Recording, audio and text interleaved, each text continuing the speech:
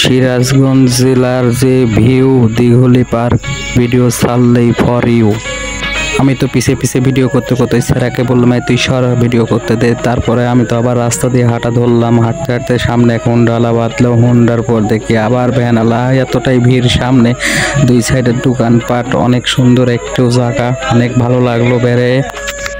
চরকির মতন খালি ঘুরতেইছি ঘুরতে ঘুরতে ঘুরতে আবার সামনে একটু গেছি। দুই সাইডে দোকান, অনেক সুন্দর জায়গা, চারিপাশে মানুষ, অনেক ভালো লাগতেছে আমার ঘুরতে।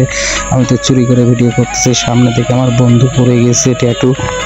আমার বন্ধুকে দেখে বান্ধবীর এত তাকিয়ে রয়েছে হা করে, এটা আবার কি, কোথা থেকে এলো। তোমরা লেট করো না বাজান, চলে আসো দিঘলিয়া রেস্টুরেন্টে। আমি তো বাজান লোকজন দেখে মনে করছিলাম বিশ্বযুদ্ধ শুরু হয়ে গেল, এখন দেখি না, এটা একটা কুটুম বাড়ি রেস্টুরেন্ট পার্ক বাজান।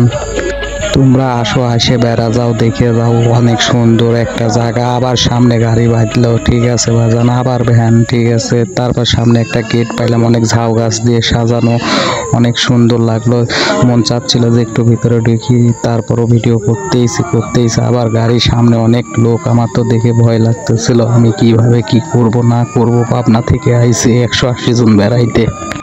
লোকজন মনে মনে ভাবতেছিল তো আমি তো একটা পাবনার পাগল। আসলে যে পাবনায় যে পাগল ঠিক করে এটা তো ওরা তো জানে না। সামনে ওরে বাপরে বাপ, আবার দেখি যে সামনে কসমেটিক